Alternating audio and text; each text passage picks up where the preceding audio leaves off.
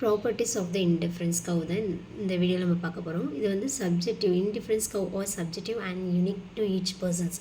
அதாவது ஒவ்வொருத்தவங்களுக்கான கன்சியூம் பண்ணும்போது சாட்டிஸ்ஃபேக்ஷன் லெவல் வந்து இன்க்ரீஸ் ஆகலாம், டிக்ரீஸ் ஆகலாம், அவங்களோட அசம்ஷன் வேறு மாதிரி இருக்கலாம், இல்லை பிடிச்சிருக்கலாம், பிடிக்காம இருக்கலாம். இந்த மாதிரி வந்து யூனிக்காகவும் சப்ஜெக்டிவாகவும் இருக்கும். டு ஈச் பர்சன்ஸ் வந்து டிஃப்ரெண்ட் ஆகும். Nevertheless they have in common the following properties. அதாவது பார்த்தோன்னா indifference curve must have negative slope. An indifference curve has a negative slope which does not that if the quantity of the commodity y decreases, the quantity of the other x must increases. நம்ம already marginal rate of substitution என்னென்னு பார்த்தோம். அதாவது ordinal யூட்டிலிட்டியில் வந்து பார்த்தோம் அப்படின்னா indifference curve தான் வரும். இன்டிஃபரன்ஸ்னால் 2 commodities இருக்கும். 2 கமாடிட்டிஸ், அதாவது எக்ஸாம்பிள் வந்து ஆரஞ்சு ஆப்பிள்னு 2 இருக்குது அப்படின்னா ஒரு ஆப்பிள் வந்து எக்ஸ்ட்ரா இன்னொரு கமாடிட்டி எடுத்துக்கிறதுக்காக, அதாவது இந்த கன்சியூம் பண்ணுறதுக்காக நம்ம ஆரஞ்சை எவ்வளோ சாக்ரிஃபைஸ் பண்ணுறோம் அப்படிங்கிறது 20 - 15 5 தான் வந்து மார்ஜினல் ரேட் ஆஃப் சப்ஸ்டியூஷன்னு சொன்னோம். ஓகேவா?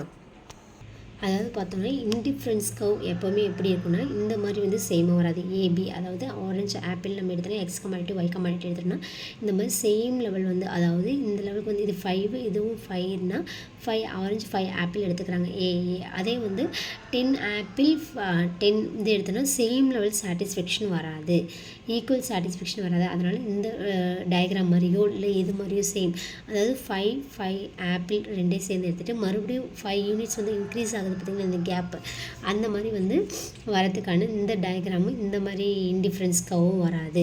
ஈக்குவல் சாட்டிஸ்ஃபேக்ஷன் சேம் லெவல் சாட்டிஸ்ஃபேக்ஷனால இதுவும் இந்த இடத்துல வந்து இன்க்ரீஸ் ஆகிறதுனால இந்த டயக்ராம் வராது, இந்த இடத்துல இது இன்க்ரீஸ் ஆகிறதுனால வராது, சேம் டைமில் இப்படியும் வராது. அப்படிங்கிறது தான் வந்து indifference curve must have negative slope. Negative ஸ்லோப்பில் தான் வரும், ஆனால் இந்த மாதிரி வராது அப்படின்னு சொல்கிறாங்க. ஓகேவா? இன்க்ரீஸ் ஆகும் இல்லை டிக்ரீஸ் ஆகும், இந்த மாதிரி தான் இருக்கும். Consumer is stay on the same level of satisfaction, a necessary consequence of one and postulate the curves that don't have negative slopes such as those show in diagram 217. இதில் தான் நம்ம பார்த்து 3 combinations. ஓகேங்களா? அதுக்கடுத்து பார்த்தோன்னா indifference curve are convex to the origin.